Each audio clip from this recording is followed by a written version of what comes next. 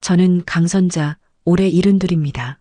5년 전 남편을 먼저 떠나보내고 혼자 살았어요. 처음엔 괜찮았죠. 집안일도 혼자 해냈고 친구들도 자주 만나며 지냈습니다. 그런데 시간이 흐르면서 몸이 말을 듣지 않더라고요. 무릎이 먼저 문제였습니다. 관절염이 심해지면서 계단 오르내리는 게 고역이었어요. 장 보러 가는 것도 병원 가는 것도 점점 힘들어졌죠. 고혈압까지 생기니 매일 약을 챙겨 먹어야 했습니다. 어느 날 부엌에서 설거지를 하다가 어지러워서 주저앉았어요. 한참을 그 자리에 앉아 있었죠. 일어나려고 해도 무릎에 힘이 들어가지 않았습니다. 그날 정말 무서웠어요. 만약 쓰러졌는데 아무도 몰랐다면 어떻게 됐을까요? 집안일도 점점 버거워졌습니다. 빨래를 널다가 숨이 차고 청소기를 밀다가 허리가 아파 주저앉기 일쑤였어요. 예전엔 아무렇지 않게 하던 일들이 이제는 전부 고통이었습니다. 병원도 문제였어요. 고혈압 약을 받으러 가야 하는데 혼자서는 택시를 타기도 힘들었죠. 무릎이 아파서 차에 오르내리는 것 자체가 힘들었습니다. 친구들한테 부탁하기도 미안했어요. 밤에 혼자 누워 있으면 생각이 많아졌습니다. 앞으로 어떻게 살아야 할까요? 이렇게 건강이 계속 나빠지면 혼자서는 생활이 불가능할 텐데 요양원에 가야 하나? 아니면 아들한테 말해야 하나? 고민만 하다가 시간이 흘렀어요. 그러던 어느 날 현준이가 퇴근하고 집에 들렀습니다. 아들은 제 얼굴을 보더니 놀라더라고요. 엄마, 많이 수척해지셨네요. 괜찮으세요? 제가 괜찮다고 했지만 현준이는 눈치를 챈 것 같았어요. 냉장고를 열어보더니 먹을 게 별로 없다며 걱정했습니다. 사실 장을 보러 가기가 힘들어서 집에 반찬이 없었거든요. 며칠 뒤 현준이가 며느리 미진이와 함께 다시 왔어요. 두 사람은 제 앞에 앉더니 진지한 얼굴로 말했습니다. 엄마, 혼자 계시게 하는 건 걱정돼요. 건강도 염려스럽고요. 현준이의 목소리가 떨렸어요. 아들도 제가 힘들어하는 걸 알고 있었던 거죠. 우리랑 같이 사세요. 그게 서로한테 좋을 것 같아요. 미진이도 옆에서 거들었습니다. 어머님 건강 챙겨드려야죠. 저희가 모실게요. 솔직히 망설여졌어요. 요즘 며느리랑 시어머니가 같이 사는 집이 어디 있나요? 서로 불편할 텐데. 현준이한테 부담을 주는 것도 싫었습니다. 하지만 현실적으로 혼자 사는 게 점점 힘들어지고 있었어요. 언제 또 쓰러질지 모르는 불안감 속에서 사는 것도 괴로웠죠. 밤마다 혼자 누워 천장을 보며 걱정하는 것도 지쳤습니다. 일주일을 고민했어요. 정말 같이 살아도 될까요? 현준이네 집에 가면 미진이한테 방해가 되지는 않을까요? 손주는 잘 볼 수 있겠지만 며느리 눈치를 봐야 하는 건 아닐까요? 그래도 결국 결심했습니다. 건강이 더 나빠지기 전에 결정해야 한다고 생각했어요. 현준이한테 전화를 걸어 같이 살겠다고 말했습니다. 엄마, 잘 생각하셨어요. 걱정 마세요. 편하게 계시면 돼요. 현준이의 목소리가 밝아졌어요. 정말 걱정을 많이 했나 봅니다. 제가 살던 집을 팔기로 했어요. 30년 넘게 살았던 집이었죠. 남편과 함께 살았던 추억이 가득한 곳이었습니다. 집을 정리하면서 눈물이 났어요. 여기서 현준이를 키웠고 남편과 함께 늙어갔는데 집이 팔렸습니다. 돈이 꽤 됐어요. 저는 그 돈으로 제 명의의 작은 아파트를 하나 샀습니다. 혹시 모를 상황을 대비한 거죠. 평생 살면서 배운 게 있다면 여자는 자기 명의의 집이 있어야 한다는 겁니다. 현준이 집으로 이사하는 날이었어요. 짐은 많지 않았습니다. 옷가지랑 필요한 것들만 챙겼죠. 현준이가 차로 데리러 왔고 미진이도 함께 왔어요. 어머님, 이제 저희가 모실게요. 편하게 계세요. 미진이가 웃으며 말했습니다. 참 착한 며느리라고 생각했어요. 현준이 집은 아파트였습니다. 방 3개짜리였는데 제 방을 따로 마련해뒀더라고요. 방에 들어가니 침대며 옷장이며 다 준비돼 있었어요. 현준이가 신경을 많이 썼나 봅니다. 엄마, 불편한 거 있으면 언제든 말씀하세요. 정말 고마웠습니다. 아들이 이렇게까지 챙겨주다니. 처음 1년은 정말 좋았어요. 미진이는 친절했고 잘 챙겨줬습니다. 아침마다 어머님 잘 주무셨어요? 하고 인사했죠. 병원 갈 때도 차로 데려다 줬고요. 손주 민우도 자주 볼 수 있었어요.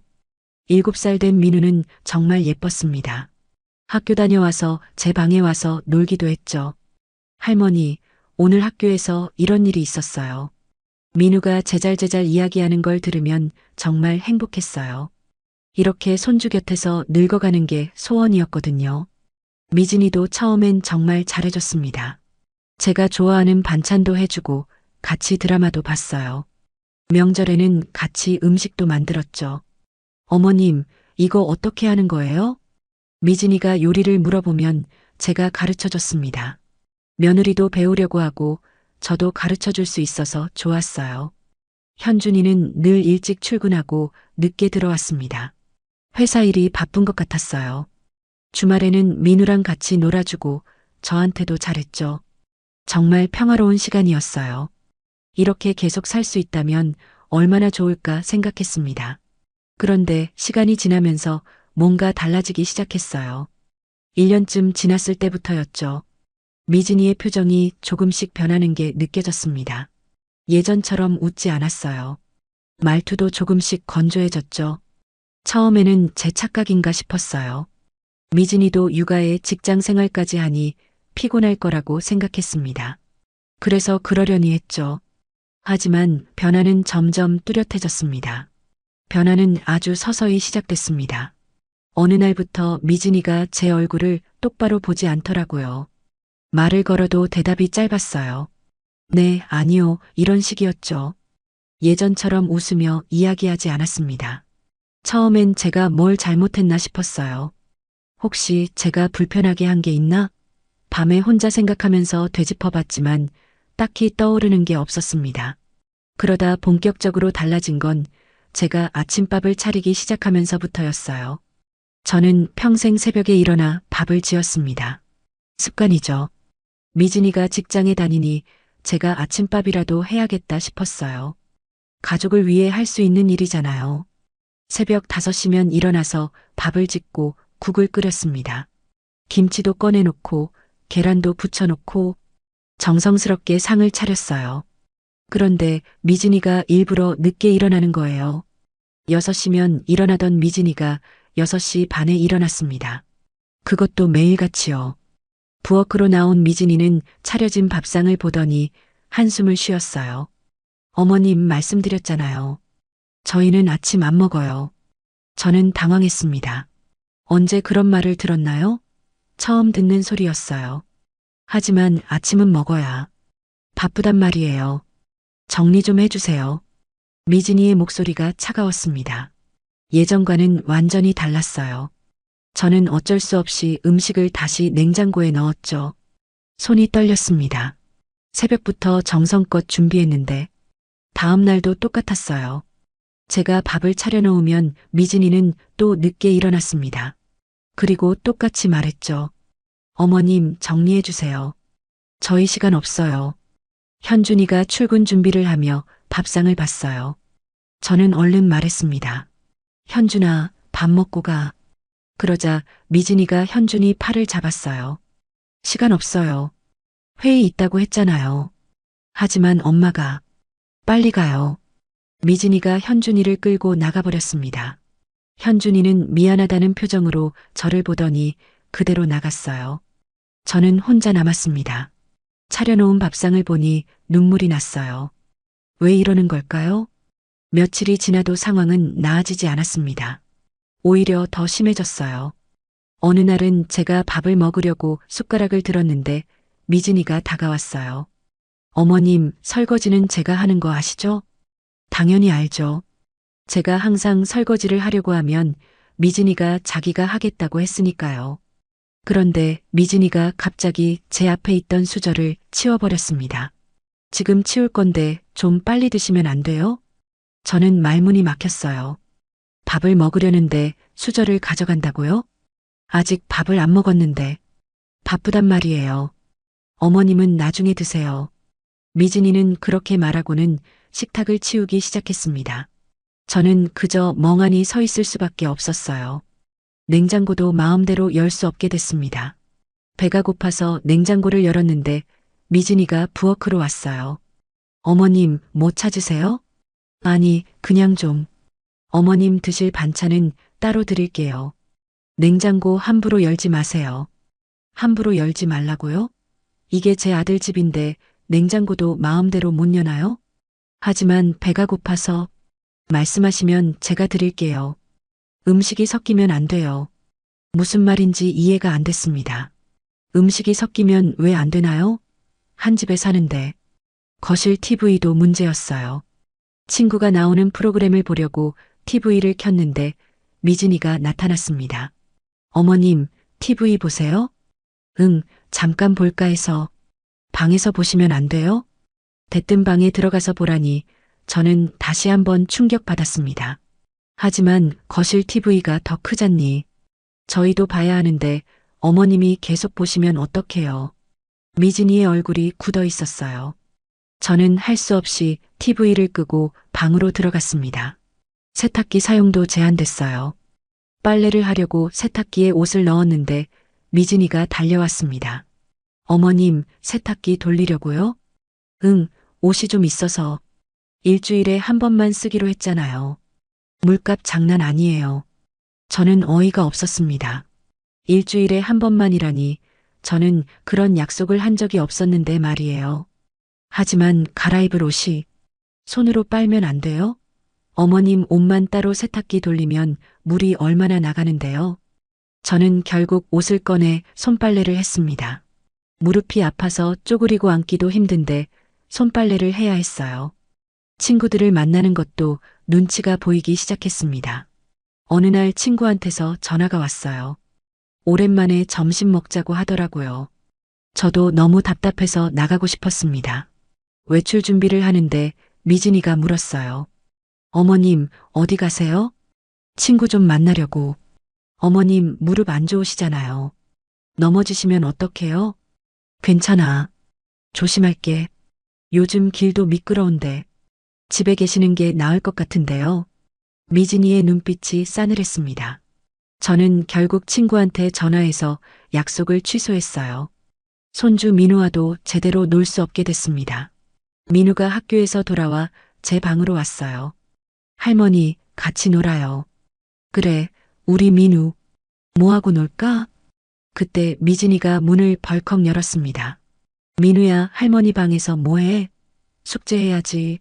엄마, 잠깐만 놀고. 안 돼. 애 공부해야 되니까 방해하지 마세요. 어머님. 미진이가 민우를 데리고 나가버렸어요. 민우는 뒤돌아보며 저를 봤습니다.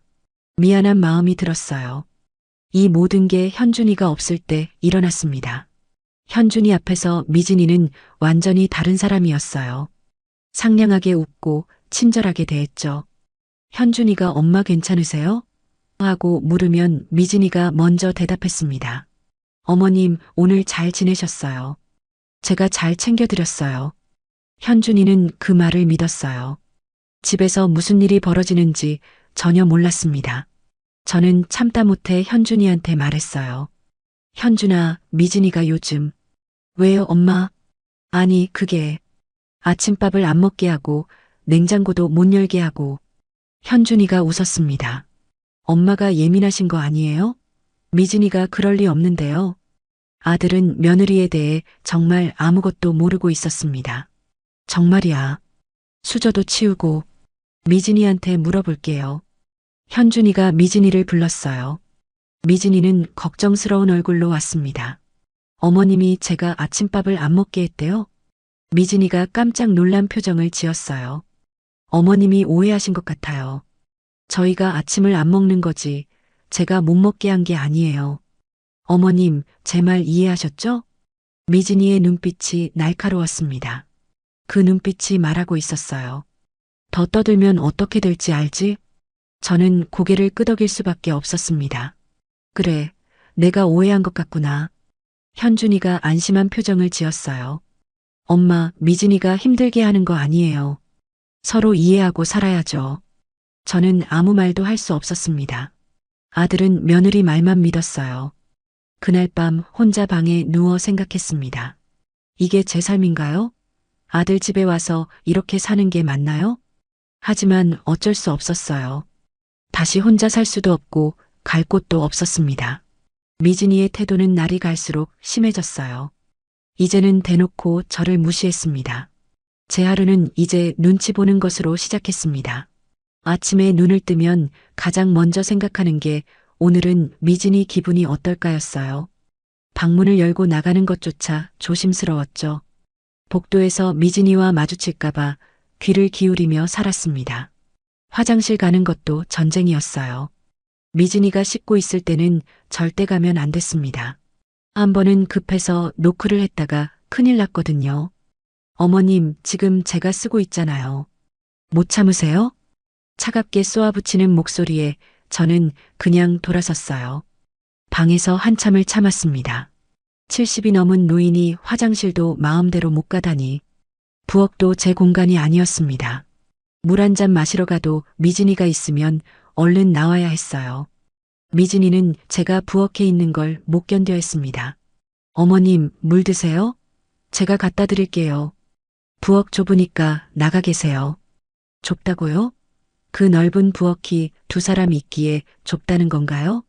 저는 점점 제 방에만 있게 됐습니다. 나가면 미진이 얼굴을 봐야 하고 뭔가 잘못할까봐 무서웠거든요. 방이 제 전부가 됐어요. 창밖을 보며 하루를 보냈습니다. 예전엔 친구들도 만나고 TV도 보고 손주랑도 놀았는데 이제는 그저 방 안에서 시간이 지나기만 기다렸어요. 현준이한테 다시 말해볼까 고민했습니다. 하지만 지난번에 말했을 때가 생각났어요. 현준이는 제 말을 믿지 않았죠. 미진이 편만 들었습니다. 그래도 용기를 내서 다시 한번 시도해봤어요. 현준이가 주말에 집에 있을 때였습니다. 저는 조심스럽게 말을 꺼냈어요. 현준아, 엄마가 할 말이 있는데. 뭔데요, 엄마? 저번에 한번 말했던 거긴 한데 미진이가 요즘 엄마한테 계속 심하게 대한다. 현준이의 표정이 굳었습니다. 엄마, 또 그 얘기예요? 미진이가 뭘 어떻게 했는데요? 냉장고도 못 열게 하고 TV도 못 보게 하고 세탁기도. 엄마, 미진이가 그럴 리 없어요. 왜 자꾸 미진이를 나쁘게 말씀하세요? 현준이 목소리가 높아졌습니다. 제가 며느리를 괴롭힌다고 생각하는 거예요. 정말이야. 엄마가 거짓말할 이유가 있겠니? 엄마가 예민하신 거예요. 미진이도 직장 다니고 애 키우느라 힘들어요.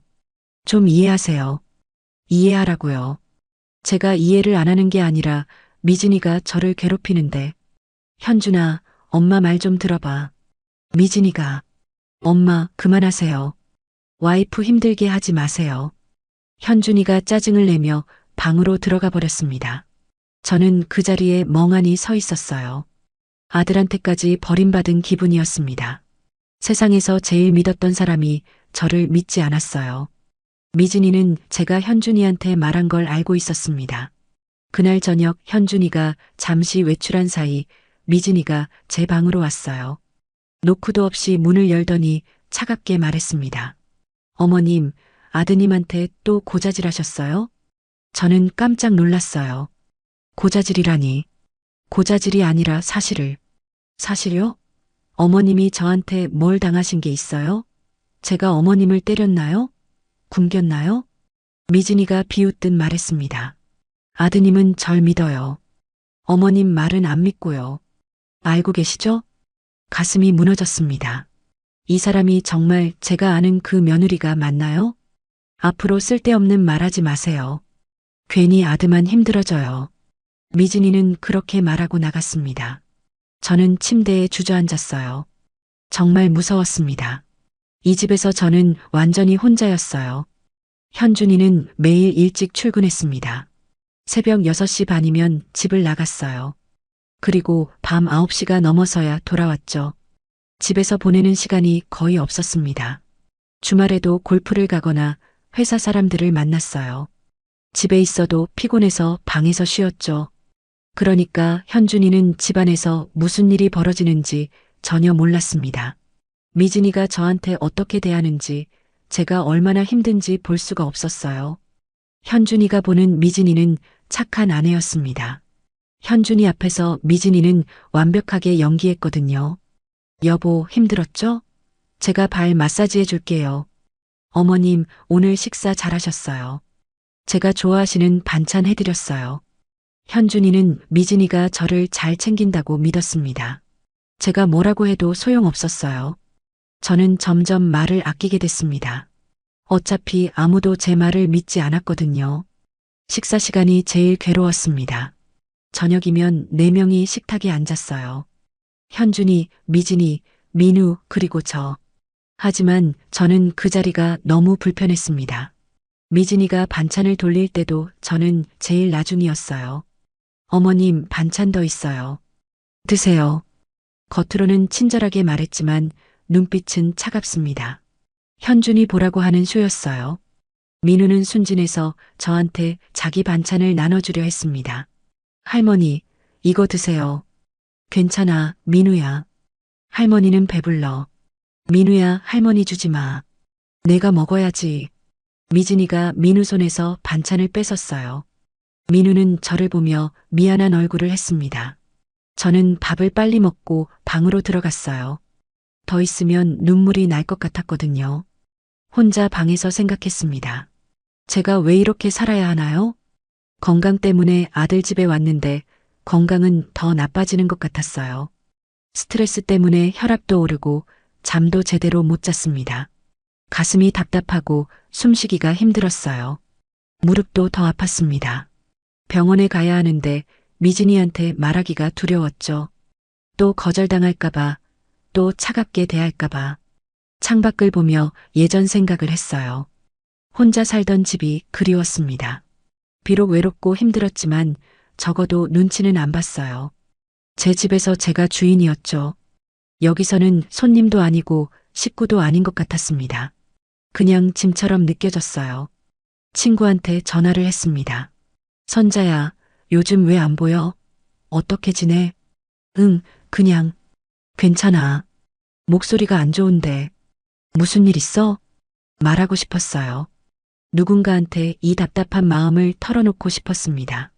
하지만 말이 안 나왔어요. 아들 집에 와서 며느리한테 구박받는다고 말하면 창피했습니다. 친구가 뭐라고 생각할까요? 저를 불쌍하게 볼까봐 무서웠어요. 아니야, 아무것도 아니야. 그냥 좀 피곤해서. 그래, 나중에 만나자. 얼굴 보고 싶다. 응, 그래. 전화를 끊고 한참을 울었습니다. 소리내서 울 수도 없었어요. 미진이가 들을까봐 이불을 뒤집어 쓰고 조용히 눈물만 흘렸습니다.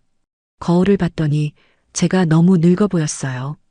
1년 사이에 10년은 더 늙은 것 같았습니다. 얼굴에는 주름이 더 깊어졌고 눈빛은 생기가 없었어요. 이렇게 늙어가는 게 맞나요? 이렇게 죽어가는 게 인생인가요? 민우가 가끔 제 방에 몰래 왔습니다. 할머니, 괜찮으세요? 응, 할머니 괜찮아. 엄마가 할머니한테 심하게 하는 거 봤어요. 민우도 알고 있었구나. 7살 아이도 아는데 아빠인 현준이만 몰랐습니다. 민우야, 괜찮아. 걱정 마. 할머니, 미안해요. 민우가 저를 안았어요. 그 작은 품에서 위로를 받았습니다. 민우야, 고마워. 할머니는 민우만 있으면 행복해. 민우는 제게 유일한 위로였어요. 그 아이가 아니었으면 진작 이 집을 나갔을 겁니다. 하지만 민우도 엄마 눈치를 봤어요. 미진이가 알면 혼날까봐 제 방에 오래 있지 못했습니다. 저는 이제 완전히 고립됐습니다. 아들은 제 말을 안 믿고 며느리는 저를 괴롭히고 친구들도 만날 수 없었어요. 하루하루가 지옥이었습니다. 아침에 눈을 뜨는 게 두려웠어요. 오늘은 또 무슨 일을 당할까? 이렇게 사느니 차라리 혼자 사는 게 나았을까요? 아니, 혼자 살았으면 이미 큰 사고가 났을지도 모릅니다. 저는 진퇴양난이었어요. 나갈 수도 없고 여기 있는 것도 괴로웠습니다. 밤마다 천장을 보며 생각했습니다. 언제까지 이렇게 살아야 할까요? 언제까지 참아야 할까요? 그런데 더 끔찍한 일이 기다리고 있었습니다. 더 끔찍한 일은 제 건강이 나빠졌을 때 시작됐습니다. 어느 날 아침 약통을 열어보니 고혈압 약이 거의 없었어요. 세 알밖에 안 남았습니다. 병원에 가서 처방을 받아야 했죠. 미진이한테 말하기가 겁났지만 어쩔 수 없었어요. 약을 안 먹으면 위험했거든요. 미진이가 부엌에서 설거지를 하고 있을 때 조심스럽게 말했습니다. 미진아, 약이 떨어져서 병원에 가야 할 것 같은데. 미진이는 설거지하던 손을 멈추지도 않았어요. 오늘은 바빠요. 하지만 약이. 다음에 가세요. 하루 이틀 안 먹는다고 어떻게 되나요? 차갑게 말하고는 설거지를 계속했습니다. 저는 할 말을 잃었어요. 다음 날도 말해봤습니다. 이번엔 좀 더 절박하게 말했죠. 미진아, 정말 약이 없어. 오늘은 꼭 병원에 가야 해. 어머님, 저 오늘 회사에 중요한 회의 있어요. 다음 주에 가요. 다음 주까지 기다릴 수가 없어. 지금 머리도 어지럽고. 그럼 혼자 가세요. 택시 타면 되잖아요.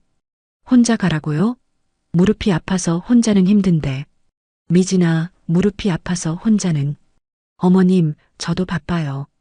어머님만 힘든 거 아니에요. 미진이가 가방을 들고 나가버렸습니다. 저는 그 자리에 멍하니 서 있었어요. 결국 혼자 병원에 가려고 했습니다. 엘리베이터까지 가는 복도도 멀게 느껴졌어요. 벽을 짚고 천천히 걸었죠. 엘리베이터를 타고 1층에 내려왔습니다. 택시를 잡아야 하는데 아파트 정문까지 걸어가는 것도 고역이었어요. 겨우 정문에 도착했지만 택시가 안 잡혔습니다. 한참을 기다렸죠. 다리가 후들거렸어요. 결국 포기했습니다. 이 상태로는 병원까지 갈 수가 없었어요. 다시 집으로 돌아왔습니다. 방에 누워서 숨을 헐떡였습니다. 머리가 어지럽고 가슴이 답답했어요. 혈압이 오른 게 느껴졌습니다. 그날 하루 종일 누워 있었어요. 일어날 기력이 없었습니다. 현준이에게 전화하려 했지만 해외 출장 중이어서 전화도 할 수 없었죠. 저는 물 한 잔 마시고 다시 방으로 돌아왔어요. 침대에 누워서 천장을 봤습니다. 이대로 죽는 건 아닐까? 그런 생각이 들었어요. 사흘째 되는 날 저는 마지막 남은 약 하나를 먹었어요. 이제 정말 약이 없었습니다. 그날 오후 목이 말라서 물을 마시러 나갔습니다.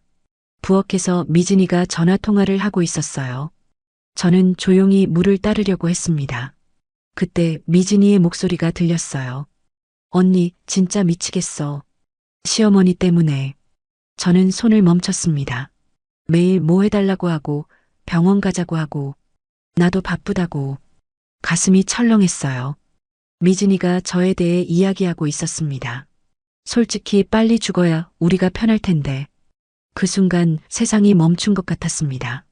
빨리 죽으라고요? 손에서 컵이 미끄러졌어요.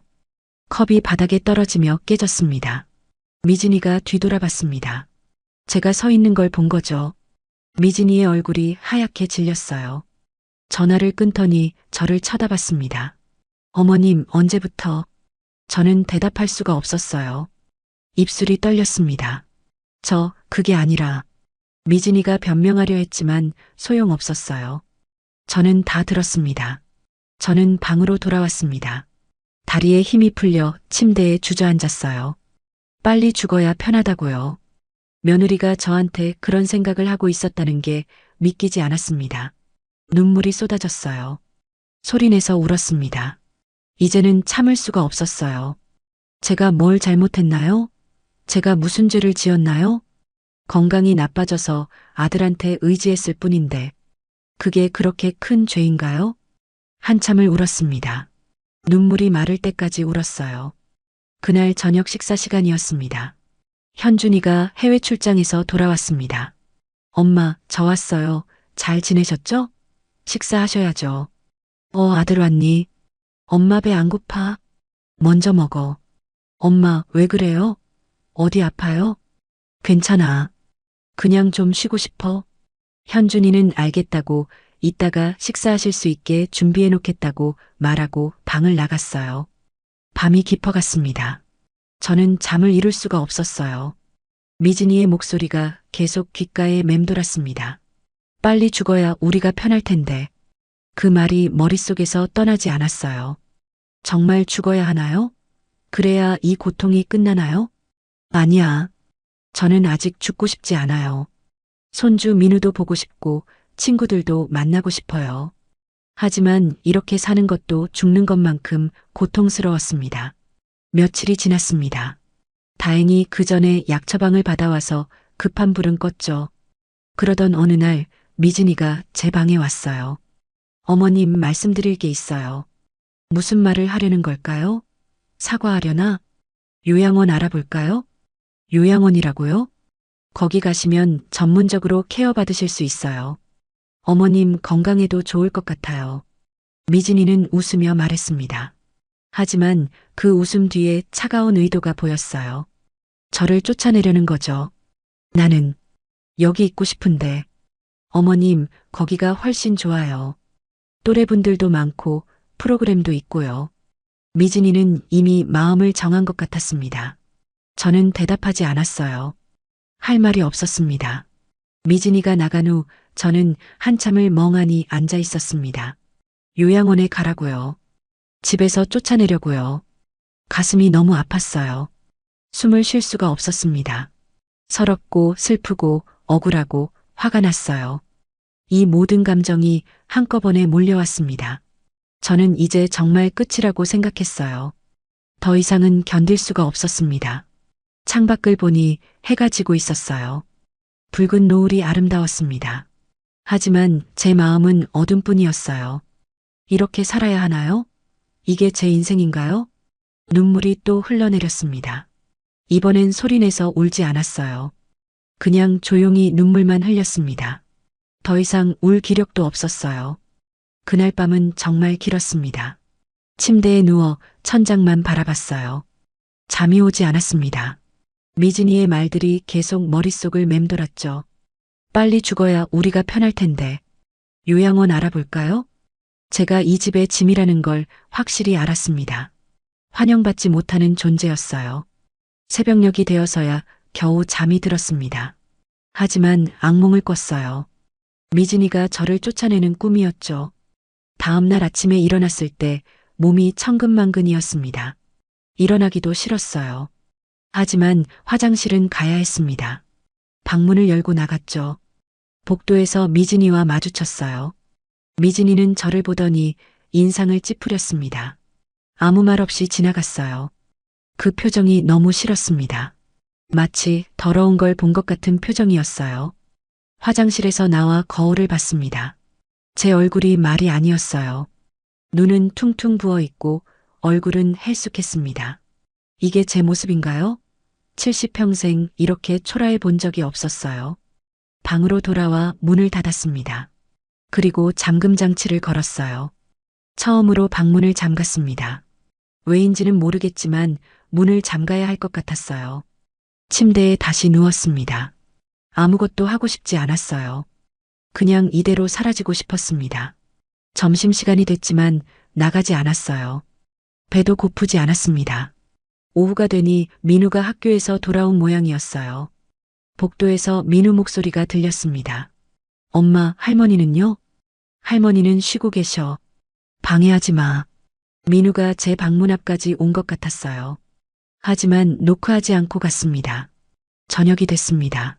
해가 지고 있었어요. 미진이가 저녁 준비하는 소리가 들렸습니다. 그릇 부딪히는 소리, 물 흐르는 소리. 예전 같으면 제가 나가서 도와줬을 텐데 이제는 그럴 기운도 없었어요. 어둠 속에서 가만히 있었어요. 아무 생각도 하지 않으려고 했죠. 하지만 생각은 계속 떠올랐습니다. 내가 왜 여기 있는 걸까? 왜 이렇게 살고 있을까? 차라리 그때 혼자 살 걸 그랬나요? 아프면 아픈 대로, 외로우면 외로운 대로 살 걸. 적어도 이렇게 무시당하고 구박받고 죽으라는 소리는 안 들었을 텐데. 눈물이 났습니다. 또 울었어요. 요즘 눈물이 너무 많아졌습니다. 예전엔 잘 안 울었는데 소리내서 울었어요. 이제는 신경 쓰지 않았습니다. 들으면 들으라지라는 생각이었어요. 한참을 울었습니다. 울다가 지쳐서 침대에 얼굴을 묻었어요. 그때 방문을 두드리는 소리가 들렸습니다. 톡톡톡. 엄마, 현준이 목소리였어요. 저는 대답하지 않았습니다. 대답하고 싶지 않았어요. 엄마, 왜 문 잠그고 계세요? 문고리를 돌리는 소리가 났습니다. 잠겨 있으니 열리지 않았죠. 엄마, 괜찮으세요? 문 열어주세요. 현준이 목소리에 걱정이 묻어 있었어요. 저는 일어나지 않았습니다. 그냥 누워 있었어요. 엄마, 문 안 열어주시면 제가 열쇠로 열 거예요. 잠시 후 딸각하는 소리와 함께 문이 열렸습니다. 불이 켜졌어요. 눈이 부셨습니다. 엄마, 왜 이렇게 어둠 속에? 엄마. 현준이가 깜짝 놀라며 달려왔어요. 저는 침대에 웅크리고 누워 있었습니다. 눈물 범벅인 얼굴로요. 엄마, 무슨 일이에요? 왜 우세요? 현준이가 제 어깨를 잡았습니다. 걱정스러운 표정으로 저를 봤어요. 그 순간 뭔가 터졌습니다. 참고 있던 모든 게 한꺼번에 쏟아져 나왔어요. 현준아. 목이 메었습니다. 말이 제대로 안 나왔어요. 엄마, 진정하세요. 천천히 말씀하세요. 현준이가 제 손을 잡았습니다. 따뜻했어요. 엄마가 너무 힘들어. 뭐가 힘드세요? 어디 아프세요? 미진이가. 현준이의 얼굴이 굳었습니다. 또 며느리 이야기냐는 표정이었어요. 하지만 저는 이제 다 말하기로 했습니다. 더 이상은 참을 수 없었어요. 미진이가 엄마한테 너무 심하게 해. 엄마, 그 얘기 또 들어봐. 제발 한 번만 제대로 들어봐. 저는 현준이 손을 꽉 잡았습니다. 현준이가 한숨을 쉬더니 앉았어요. 알겠어요. 말씀하세요. 저는 숨을 깊이 들이마셨습니다. 그리고 말하기 시작했어요. 미진이가 엄마 밥 못 먹게 수저를 치워. 현준이가 뭔가 말하려 했지만 저는 계속했습니다. 아침마다 밥을 차려놓으면 일부러 늦게 일어나서 치워버려. 너 나갈 때도 밥 먹지 못하게 끌고 나가. 하지만 냉장고도 못 열게 해. 반찬 따로 주겠다면서 마음대로 못 열게 해. TV도 전기세 나온다고 못 보게 하고. 말이 쏟아져 나왔습니다. 세탁기도 일주일에 한 번만 쓰라고 해. 그 외엔 손빨래 하라고. 무릎 아픈 거 알잖아. 현준이의 표정이 조금씩 변했어요. 친구들도 못 만나게 해. 넘어진다고, 위험하다고. 민우랑도 못 놀게 해. 방해하지 말라고. 엄마, 병원도 안 데려가줘. 약이 떨어졌는데도 바쁘다고 안 데려가. 혼자 가라고 해. 목소리가 점점 커졌습니다. 그리고 눈물이 또 쏟아졌어요. 미진이가 전화하면서 하는 말을 들었어. 엄마 보고 빨리 죽어야 편할 거라고. 뭐라고요? 현준이가 벌떡 일어났습니다. 시어머니 빨리 죽어야 우리가 편하다고 했어. 엄마가 직접 들었어. 현준이의 얼굴이 하얗게 질렸어요. 그리고 어제는 요양원 알아보겠다고 했어. 엄마를 쫓아내려고. 저는 모든 걸 다 말했습니다. 수저 치운 일, 냉장고 못 열게 한 일, TV 못 보게 한 일, 병원 안 데려간 일. 현준이는 말없이 듣고 있었어요. 얼굴이 점점 굳어졌습니다. 엄마는 정말 힘들었어. 너무 힘들어서 죽고 싶을 정도야. 엄마, 아들한테 말해도 안 믿어주고, 미진이는 너 앞에서만 착한 척하고, 엄마는 정말 미칠 것 같아. 현준이의 손이 떨리고 있었어요. 왜 진작 말씀 안 하셨어요? 말했잖아. 내가 안 믿었잖아. 엄마가 예민하다고, 미진이가 그럴 리 없다고. 제 목소리가 떨렸습니다. 미안해요, 엄마. 제가 몰랐어요. 현준이의 눈에도 눈물이 맺혔어요. 아파도 병원 못 가고 밥도 제대로 못 먹고 이게 사람 사는 게 맞니? 엄마, 제가 정말 몰랐어요. 죄송해요. 현준이가 제 손을 꽉 잡았습니다. 우리 엄마를 이렇게 괴롭혔다고? 현준이의 목소리가 떨렸어요. 분노가 차오르는 게 보였습니다. 죽으라는 말까지 했다고요? 정말이에요? 정말이야. 엄마가 거짓말할 이유가 있겠니? 현준이가 벌떡 일어났습니다. 아파도 병원 안 데려갔어? 응. 약이 떨어졌는데도 바쁘다고. 이틀이나 약을 못 먹었어. 현준이의 얼굴이 일그러졌어요. 분노로 가득 찼습니다. 잠깐만 계세요, 엄마. 현준이가 방 밖으로 나갔습니다. 성큼성큼 걸어가는 발소리가 들렸어요. 저는 침대에 앉아 있었습니다. 가슴이 두근거렸어요. 드디어 현준이가 알았습니다.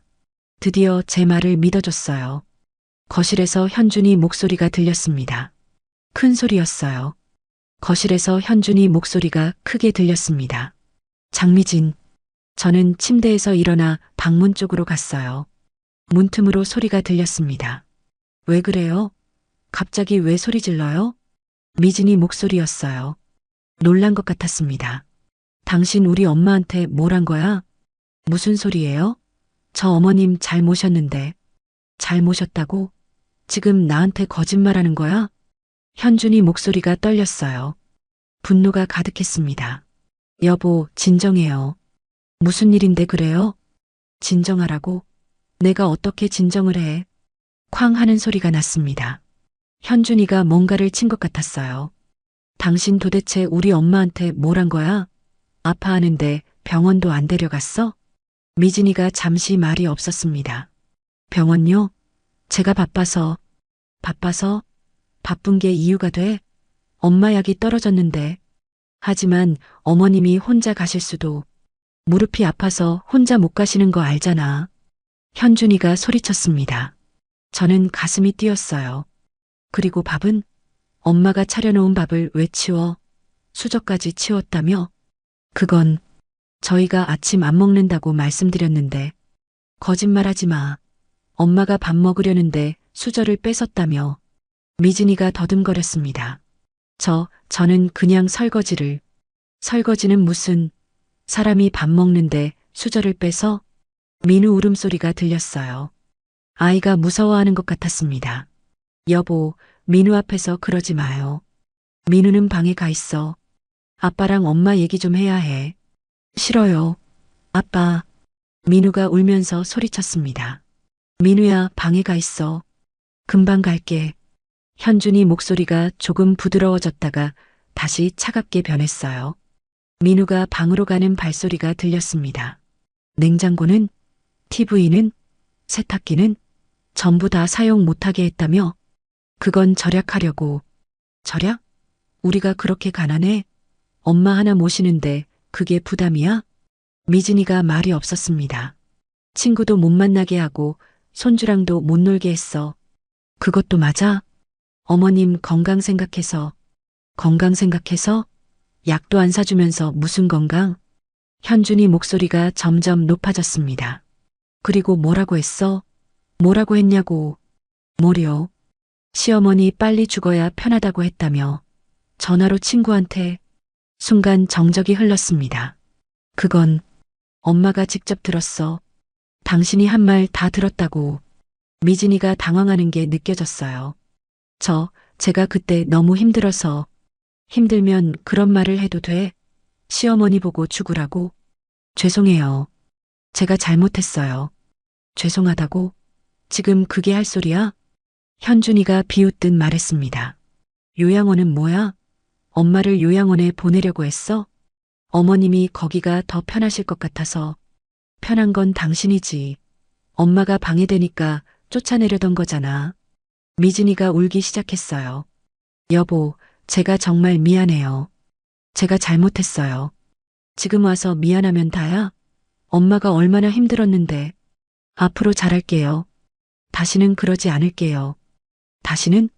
당신한테 다시는 없어. 현준이 목소리가 차갑게 식었습니다. 그리고 또 뭐라고 했어? 예. 시어머니랑 사는 게 힘들다고. 내 집에서 내 맘대로 못한다고 했지? 미진이가 대답하지 않았어요. 내 집? 이게 당신 집이야? 아니, 그게 아니라. 이 집도 엄마가 살 때 도와줬던 거 몰랐어? 미진이의 숨소리가 들렸습니다. 이 집도 엄마 돈이 대부분이야. 그거 몰랐어? 저는 엄마가 집 팔아서 준 돈으로 계약금 내고 대출 갚았어. 그거 모르고 내 집이라고 했어? 저는 문틈으로 거실을 내다봤습니다. 현준이는 미진이를 노려보고 있었어요. 미진이는 고개를 숙이고 있었죠. 이 집에서 주인 행세하면서 정작 주인인 엄마는 못 살게 굴었어? 죄송해요. 제가 정말 잘못했어요. 미진이가 울며 빌었습니다. 여보, 한 번만 용서해줘요.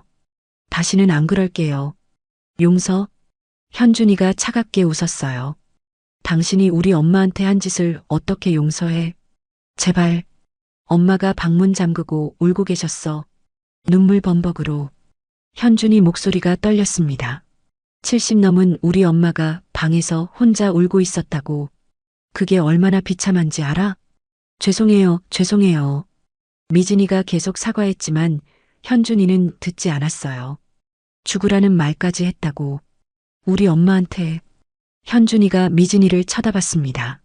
그 말 들은 엄마가 얼마나 충격받았을지 생각해봤어? 미진이가 흐느꼈습니다. 이혼하자. 그 말에 저도 깜짝 놀랐어요. 뭐라고요? 미진이도 놀란 것 같았습니다. 이혼하자고. 당신 같은 사람이랑 못 살아. 여보, 제발. 제가 잘못했어요. 한 번만 기회를 줘요. 미진이가 현준이한테 매달렸습니다. 기회는 이미 많이 줬어. 엄마가 말씀하실 때마다 당신을 믿어줬잖아. 현준이가 미진이를 밀쳐냈어요. 우리 엄마한테 죽으라고 한 사람이랑 못 살아. 아니에요. 제가 그런 의도로 한 말이. 의도가 뭐든 상관없어. 당신은 우리 엄마를 괴롭혔어. 현준이는 단호했습니다. 내일 당장 짐 싸서 나가. 여보, 제발. 민우 생각해서라도. 민우는 내가 키울 거야. 당신한테 안 맡겨. 미진이가 주저앉았어요. 민우한테 필요한 건 할머니를 죽으라고 하는 엄마가 아니야. 현준이가 방으로 걸어갔습니다. 그리고 다시 나왔어요. 내일 당장 집 나가. 안 나가면 내가 짐 버릴 거야. 여보, 이러지 마요. 제발이요. 미진이가 울며 매달렸지만 현준이는 뿌리쳤습니다. 나한테 매달리지 마. 엄마한테 가서 빌어. 현준이가 제 방으로 왔어요. 저는 얼른 침대에 앉았습니다. 엄마. 현준이가 들어왔어요. 눈이 빨갛게 충혈돼 있었습니다. 현준아. 미진이랑 이혼할 거예요. 그런 사람이랑 못 살아요. 하지만 민우는 제가 키울게요. 엄마랑 같이 키워요. 현준이가 제 손을 잡았습니다. 다시는 이런 일 없을 거예요. 약속할게요. 밖에서 미진이 우는 소리가 들렸습니다. 하지만 저는 아무 감정도 느껴지지 않았어요. 이미 늦었습니다. 미진이가 아무리 빌어도 소용없었어요. 현준이는 그날 밤 미진이와 한 방을 쓰지 않았습니다. 거실 소파에서 잤어요. 미진이는 밤새 울었습니다. 하지만 현준이는 방문도 열어주지 않았죠. 다음 날 아침 미진이는 짐을 쌌습니다. 저는 방 안에서 그 광경을 봤어요. 미진이가 큰 가방에 옷을 넣고 있었습니다. 현준이는 출근하지 않고 집에 있었어요. 미진이가 완전히 나갈 때까지 지켜보려는 것 같았습니다. 여보, 정말 이러는 거예요? 그래. 빨리 나가. 민우는 만나지 마. 변호사 통해서 연락할게. 현준이는 냉정했습니다.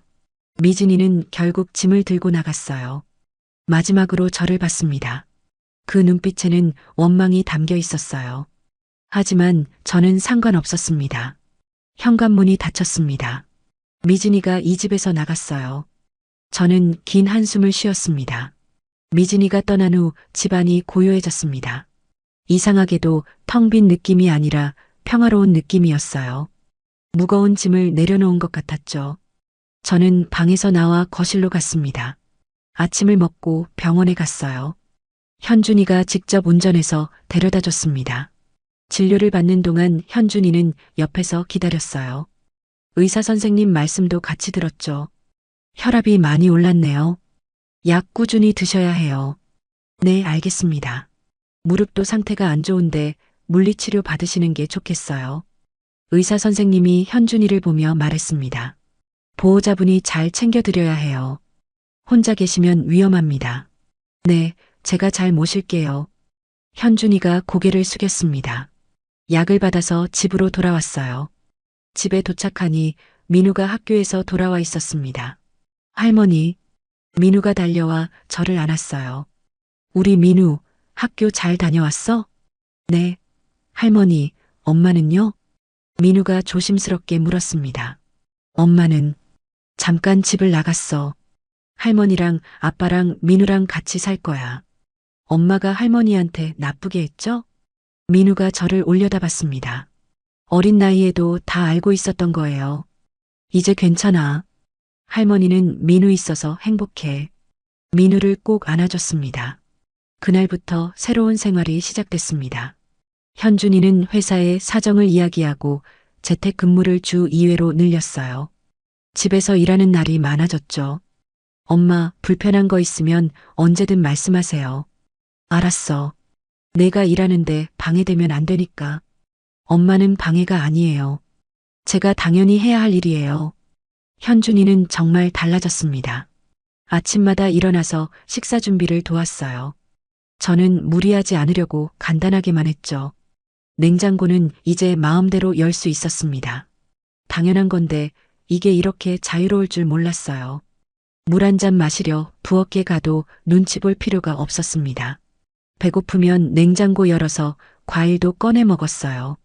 TV도 보고 싶을 때 켰습니다. 거실 소파에 앉아 편하게 드라마를 봤어요. 엄마, TV 소리 괜찮아요? 제가 일하는데 시끄러우면 말씀하세요. 아니야, 괜찮아. 내가 불편하면 방에서 볼게. 아니에요. 엄마가 거실에서 편하게 보세요. 이런 게 정상적인 생활이구나 싶었습니다. 세탁기도 필요할 때마다 썼어요. 더러운 옷이 생기면 바로 돌렸죠. 엄마, 빨래 있으면 주세요. 같이 돌릴게요. 현준이가 먼저 챙겨줬습니다. 친구한테 전화를 걸었어요. 선자야, 오랜만이다. 어떻게 지내? 응, 이제 좀 괜찮아졌어. 목소리가 밝아졌네. 무슨 일 있었어? 나중에 만나서 얘기해 줄게. 점심 먹을래?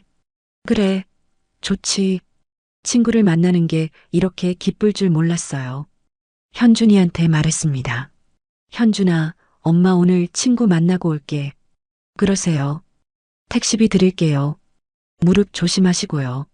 알았어. 친구를 만나 밥을 먹었습니다. 그동안 있었던 일을 이야기했어요. 아이고, 그런 일이 있었구나. 얼마나 힘들었어. 친구가 제 손을 잡아줬습니다. 이제 괜찮아. 다 지나갔어. 다행이다. 내 아들이 제대로 정신 차렸네. 오랜만에 마음 편하게 웃었습니다. 집에 돌아오니 민우가 기다리고 있었어요. 할머니, 같이 놀아요. 그래, 뭐하고 놀까? 레고요. 민우랑 같이 레고를 했습니다. 현준이도 퇴근하고 와서 같이 놀아줬어요. 민우야, 할머니 힘들어하시면 쉬게 해드려. 네, 아빠. 이런 게 가족이구나 싶었습니다. 서로 배려하고 챙기고 저녁 식사 시간이 행복했어요. 셋이 둘러앉아 밥을 먹었습니다. 반찬도 골고루 돌아왔고 국도 따뜻했어요. 할머니, 이거 드세요. 민우가 자기 반찬을 나눠줬습니다. 이제는 누가 막지 않았어요. 고마워, 민우야. 민우도 많이 먹어. 할머니가 더 드세요. 할머니 건강해지셔야 해요. 민우의 말에 눈물이 날 뻔했습니다. 우리 민우 참 착하네. 현준이가 저를 보며 웃었어요. 엄마, 많이 드세요. 살도 좀 찌우셔야 해요. 그래, 알았어. 식사 후에는 함께 설거지를 했습니다.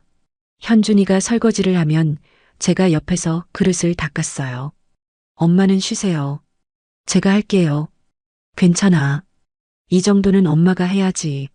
그럼 무리하지 마시고 천천히 하세요.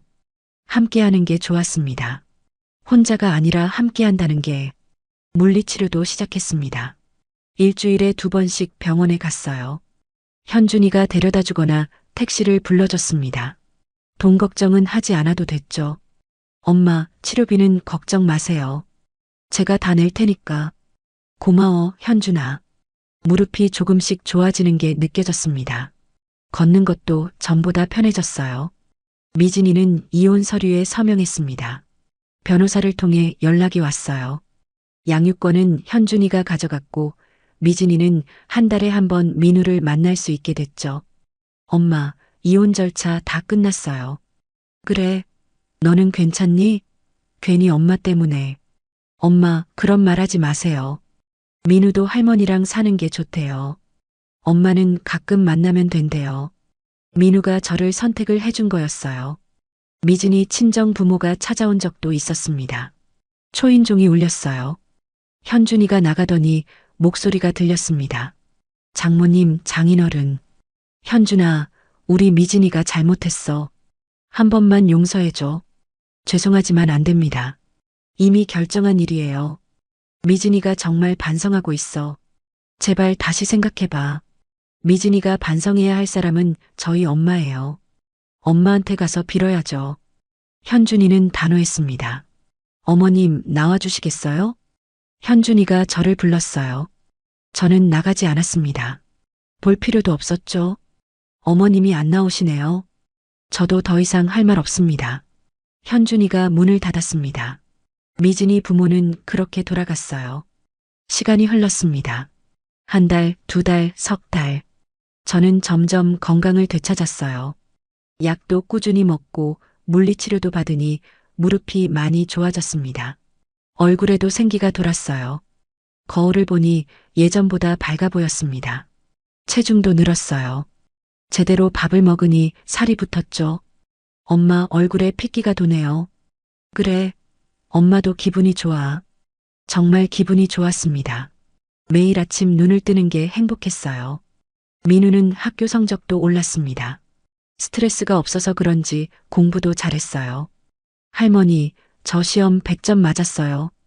우와, 우리 민우 천재네. 할머니가 도와주셔서 그래요. 민우가 저를 안았습니다. 저는 혹시 모를 상황을 대비해 사뒀던 작은 아파트를 팔지 않았어요. 그대로 보유했습니다.